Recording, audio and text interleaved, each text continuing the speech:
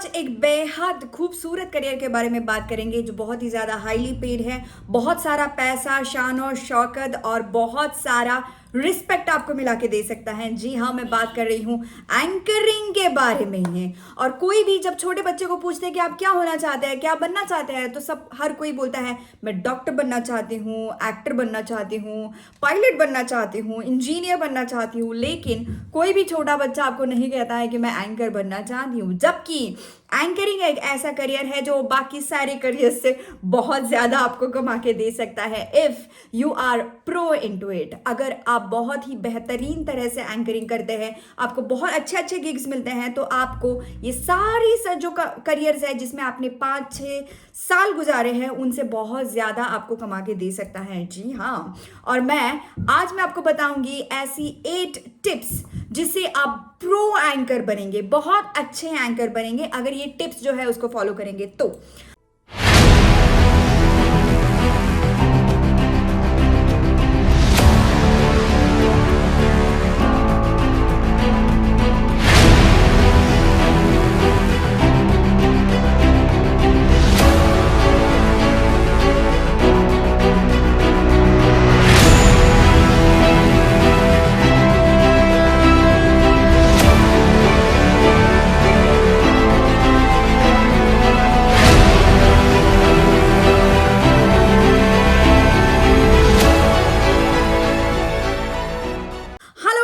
My name is Dr. Bhagyashree Mohan. I'm a celebrity anchor, motivational speaker and also a Marathi actress. और आज हम बात कर रहे हैं 8 ऐसी टिप्स के बारे में जो आपको एकदम बहुत अच्छा एंकर बना सकती हैं। विदाउट फर्दर डिले हम आगे बढ़ते हैं। Tip number 1, the content is a king.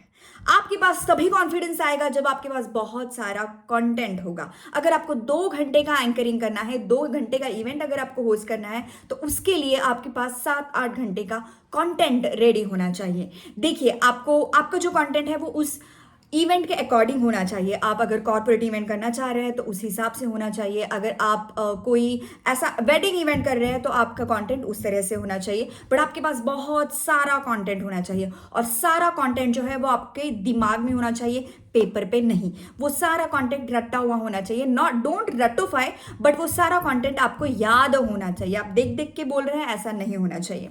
Tip number 2, the beginning of the show is making you the winner. Beginning of the show बहुत इंपॉर्टेंट होता है। आपकी जो ओपनिंग लाइंस है वो बहुत ज्यादा इंपॉर्टेंट होते हैं। उसके लिए आप जोक सुना सकते हैं, स्टोरी सुना सकते हैं। बहुत लोग शायरी सुनाते हैं और मैं खुद भी बहुत अच्छी अच्छी शायरियां सुनाती हूं। जब हम शुरुआत जैसे करते हैं उस पर डिपेंड करता है कि हमारा आने वाला जो आगे शो है 2 घंटे का, 3 घंटे का, 4 घंटे का, वो कैसे जाएगा। से फॉर एग्जाम्पल, हमेशा मैं अगर कोई सोशल इवेंट है तो उसको मैं स्टार्ट करती हूँ विद 4 लाइन्स सेइंग, एक खूबसूरत से पल का किस्सा बन जाता है, जाने कब कौन जिंदगी का हिस्सा बन जाता है। मिलते हैं कुछ लोग जिंदगी में मगर जिनसे कभी ना बिछड़ने वाला रिश्ता बन जाता है। तो ये बहुत ही इमोशनल सी लाइन है और वो एकदम कनेक्ट कर जाती है। अगर ये 4 लाइनें मैं डिस्क्राइब करके बोलूं तो वो इतना कनेक्शन नहीं हो पाएगा जितना कनेक्शन हमें शायरी में होता है, जितना ऑडियंस का कनेक्शन हमें 4 लाइनों में होता है। क्योंकि जब आप शायरी बोलते हो तो आपका वॉइस मॉड्यूलेशन भी उस तरह से होता है। आपका जो बिगिनिंग है वो एकदम एनर्जेटिक होना चाहिए। आपका जो बिगिनिंग है वो आपको सारे ऑडियंस को है जो वो कैची होना चाहिए। सारे ऑडियंस जो आपको देख रहे हैं उनका ध्यान आपकी तरफ आना चाहिए। जब आप बिगिनिंग में एकदम आप 80% कर सकते हैं, आप पराटोज प्रिंसिपल को जानते होंगे, 80-20 प्रिंसिपल होता है, तो आप जो शो है उसका 80% जो है वो बिगिनिंग में ही हासिल कर लेते हैं। That is the reason why beginning has to be perfect, amazing beginning होनी चाहिए। Tip number 3 is voice modulation. जैसे हम और आप अभी बात कर रहे हैं वैसे हम स्टेज पे बात नहीं करेंगे।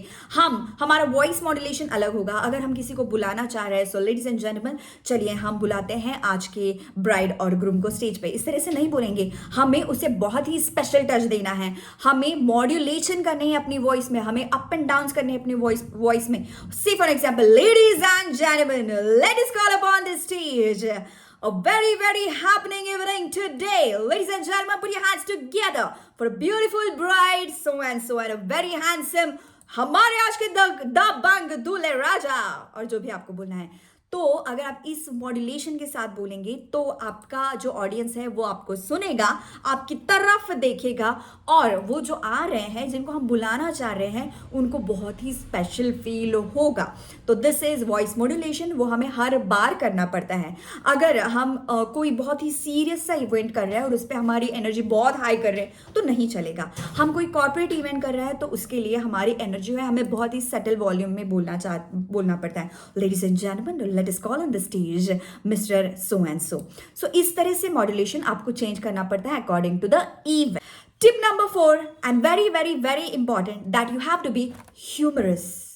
आपको बहुत ही ह्यूमरस होना पड़ता है अगर आपको एंगेज रखना है अपने ऑडियंस को। You have to be interactive. आपको हमेशा पूछना पड़ता है, are you all okay with this, are you all ready, say yes और नो, आपको पसंद है कि आप सुनना चाह रहे हैं। आप इस तरह से क्वेश्चंस पूछे। जो क्वेश्चंस ओपन एंडेड होते हैं, मतलब क्या, यस और नो, जिसका आंसर यस और no. Are you all excited, yes और नो।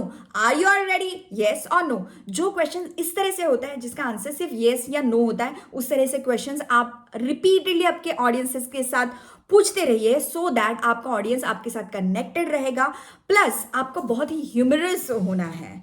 आपको ना सीरियस वे में एंकरिंग करने की जरूरत नहीं है, बट जो बहुत सीरियस टाइप के इवेंट्स होते हैं, कुछ सोशल इवेंट्स होते हैं, कुछ कॉर्पोरेट इवेंट्स होते हैं जिनमें वो स्पेसिफिकली बता देते हैं कि डोंट बी सो लाउड, या बता देते हैं कि this is a serious event, this has to be very protocol के साथ होना चाहिए। कुछ ऐसे इवेंट्स होते हैं जो पॉलिटिशियंस के साथ होते हैं, उसमें you can't be humerus.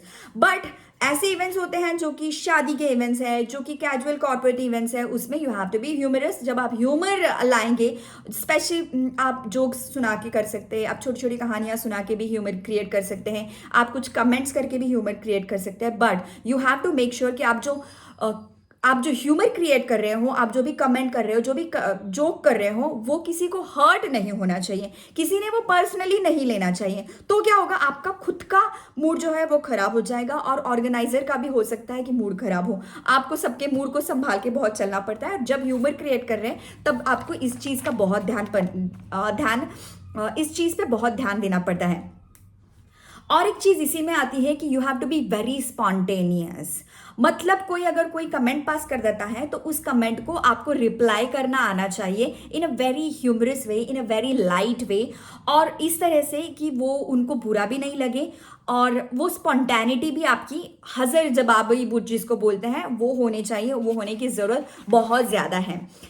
Number 5 is connection with the audience. आपका जो ऑडियंस के साथ का कनेक्शन है, जो मैंने पहले भी बताया, आपको ओपन एंडेड क्वेश्चंस पूछने हैं। आप बातें कर रहे हैं, लोग आ रहे हैं, डांस कर रहे हैं, जा रहे हैं, लोग आ रहे हैं, अवार्ड ले रहे जा रहे हैं, और आपका कोई कनेक्शन नहीं है ऑडियंस के साथ, तो नहीं हो सकता। आपकी जो ऑडियंस है, वो जो सामने बैठी हुई ऑडियंस है, वो हर किसी को आपको आई कॉन्टैक्ट करना है। पूरे हॉल में जहाँ पे लोग बैठे हुए हैं, उन सबके साथ आपको आई कांटेक्ट करना है। आई कांटेक्ट ना ज़्यादा करना है ना कम करना है। ज़्यादा करेंगे तो गलत फहमियाँ हो सकती हैं, और अगर आप कम करेंगे तो ऐसा हो सकता है कि you are not very confident. ठीक है, तो आपको एक स्पेसिफिक टाइम का आई कांटेक्ट हर किसी के साथ करना है, that is one thing. And आपको ओपन एंडेड क्वेश्चंस पूछने हैं, दैट इज अदर थिंग। और आपको अपने ऑडियंस को क्वेश्चन पूछ के भी, मतलब आप वहां जाएंगे और कुछ क्वेश्चन पूछेंगे, आपको कैसे लग रहा है, आप किसकी शादी है, आपको कैसे लग रहा है कि आपको अवार्ड मिला, ये सारे क्वेश्चंस आप पूछ सकते हैं टू कीप देम एंगेजिंग। और आप जब ऐसे इस टाइप के क्वेश्चंस पूछने लगते हैं ऑडियंस को, तो वो ना बहुत अटेंशन पे करते हैं कि अगर अगला नंबर मेरा आएगा और मुझे आके क्वेश्चन पूछेगा और मुझे पता ही नहीं होगा, मेरा ध्यान नहीं होगा, तो क्या होगा। इसलिए अगर आप बीच बीच में जाके किसी को क्वेश्चन पूछते हैं तो सारे ही लोग आप पे अटेंशन पे करते हैं, सो दैट अगर आप नेक्स्ट टाइम उनकी तरफ जाते हो और उनको कुछ क्वेश्चन पूछते हो तो उनको पता हो। इसलिए tip number 6 is your body language. Your body language has to be positive. आपका हमेशा इंप्रेशन अच्छा ही जाना चाहिए। You have to dress well, बहुत अच्छे से ड्रेसअप होके ओकेजन के अकॉर्डिंग आपको ड्रेसअप होना है। जो इवेंट है उस हिसाब से आपको ड्रेसअप होना है, उसी हिसाब से आप जाएंगे। प्लस आपका जो पॉस्चर है वो पॉजिटिव होना चाहिए, you have to stand erect, आपका आई कांटेक्ट बहुत अच्छे से होना चाहिए, सबके साथ होना चाहिए। एक किसी के पास आप देख रहे हैं ऐसा नहीं लगना चाहिए कि आप लाइन मार रहे हो उनकी तरफ, ऐसा नहीं लगना चाहिए। आपका आई कांटेक्ट बहुत अच्छे से होना चाहिए। Eye contact is also a type of body language जो कि बहुत मेजर रोल प्ले करता है इन द कम्युनिकेशन। नेक्स्ट, आपकी जो हैंड जेस्चर्स हैं वो अच्छे से होने चाहिए, वो प्रॉपरली होने चाहिए। बहुत ज़्यादा लाउड बिल्कुल ही नहीं, ऐसे नहीं होने चाहिए, वो प्रॉपरली प्लेस्ड होने चाहिए और ओकेजन के अकॉर्डिंग होने चाहिए। आप जो बात कर रहे हैं उसके हिसाब से आपके एक्सप्रेशंस होने चाहिए। ऐसा नहीं कि आप ब्राइड और ग्रूम को बुला रहे हैं और एकदम सैड होके let us call our bride and groom on this stage, ऐसे नहीं चलेगा। वो तो हैप्पी ओकेजन है उनके लिए, भले आपका घर में आपकी वाइफ के साथ झगड़ा हुआ, आपकी गर्लफ्रेंड के साथ झगड़ा हुआ है, पर यहाँ पे you have to be happy. आपको पता है स्टेज पे जब आते हो तो आप एक्टर हो, आप आर्टिस्ट हो, आपका जो इमोशन है, जो आपके दिमाग में चल रहा है, जो आपके घर में हो चुका है, थोड़ी देर पहले आपके फोन पे जो कुछ भी झगड़ा हुआ है वो सब कुछ नहीं चलेगा। स्टेज पे आप आर्टिस्ट हैं, आप एक्टर हैं और वो आपको शोकेस करना पड़ेगा, उसी तरह से शोकेस करना पड़ेगा। और इसमें एक और चीज आती है, दैट इज एक्सप्रेशंस। आपकी फेस के, आपकी आंखों के, आपके बॉडी के एक्सप्रेशंस बहुत अच्छे से एक्सप्रेस होने चाहिए। You have to be the best version of yourself. हर जो इवेंट है, भले आपने वो लो बजट इवेंट लिया हो, आपको अपना बेस्ट वर्जन ही देना है हर बार, एवरी टाइम, क्योंकि आपको पता नहीं है कि आपके एक इवेंट से आपको कितने इवेंट्स आगे आने वाले हैं। Coming up next is showcase your USP. हर किसी का एक स्पेशल टैलेंट होता है। जैसे मैं बातें अच्छी कर लेती हूँ वैसे मैं अच्छा डांस भी कर लेती हूँ, वैसे मैं अच्छा एक्टिंग भी कर लेती हूँ, वैसे मैं ठीक ठाक गाना भी गा लेती हूँ। तो आपके पास अगर एक्स्ट्रा टैलेंट्स है तो उसको आपको दिखाना पड़ेगा। जो यूएसपी है उसको आपको इसके साथ दिखाना पड़ेगा अलोंग विद द एंकरिंग। आप डांस करिए, थोड़ा बहुत डांस करिए, जरूरी नहीं है कि स्टेप के साथ ही डांस करना है, आपको जैसा आता है वैसे डांस करिए। आप अगर गाना गा सकते हैं तो आप खुद गाइए, आप सबको गवाइए। आप अगर बहुत अच्छे से आप शायरियाँ बोल सकते हैं, that could be your USP. लोग बहुत अट्रैक्ट होते हैं शायरीज, कोटेशंस, इनकी सबके साथ। आप बहुत अच्छे से अगर किसी की मिमिक्री कर सकते हैं तो दैट यू कैन, आप इसको ऐड कर सकते हैं आपके एंकरिंग में, बट वो आपको पता चलना चाहिए कि कहाँ पे क्या ऐड करना है। That is one thing and which is very important. Last but of course not the least, that is crisis management. आप इवेंट पे जाते हैं, आपको हो सकता है कि क्लाइंट ने बुलाया या इवेंट मैनेजर ने बुलाया है, वेडिंग प्लानर ने बुलाया, किसी ने भी बुलाया है, बट वो आपकी क्लाइंट है, ठीक है, वो आपके बॉस है। अब बॉस का जो इज्जत है उसको रखना आपका काम है। क्राइसिस बहुत बार होता है क्योंकि ये लाइव शो है। हमारी जिंदगी में भी कितनी बार क्राइसिस होता है। अब मैं शूट कर रही हूँ तो हो सकता है कि लाइट चली जाए और मेरे सामने अंधेरा हो जाए। वैसे ही इन द सेम वे जब इवेंट में कुछ प्रॉब्लम हो जाती है और आपका माइक बंद हो जाता है तो आप ये नहीं कह सकते कि जब माइक शुरू होगा तभी मैं बात करूंगी। नहीं, जब माइक बंद होता है तो आप ऑडियंस को अलग तरह से एंगेज करिएगा। आप उनको क्लैप्स करने के लिए बोलो, आप डांस करने के लिए बोलो, कुछ स्टेप्स दीजिएगा, सिंपल से स्टेप्स बताइए कि you have to follow me like this, या तो इंटरैक्शन करिए, किसी को सामने बुलाइए। जब तक माइक नहीं चल रहा है वो पीछे चलता रहेगा तो किसी को ध्यान में भी नहीं आएगा कि माइक नहीं चल रहा है।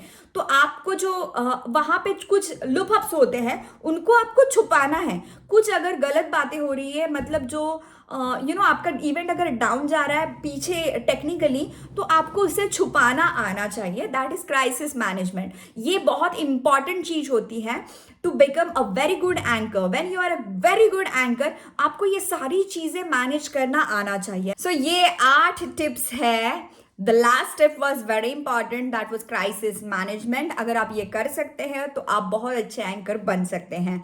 तो ये 8 टिप्स अगर आप दिमाग में रखेंगे through out your anchoring journey तो आप बहुत अच्छे एंकर होंगे, आप हाईली पेड एंकर बनेंगे और आप अपग्रेड करते रहेंगे अपने आप को। आपको कैसा लगा मुझे ज़रूर लिख के बताइएगा और इस चैनल को सब्सक्राइब करना बिल्कुल नहीं भूलिएगा, क्योंकि यहाँ पे मैं हमेशा पब्लिक स्पीकिंग, एंकरिंग और बहुत सारे पॉजिटिव चीज़ों के बारे में हमेशा बताती रहती हूँ।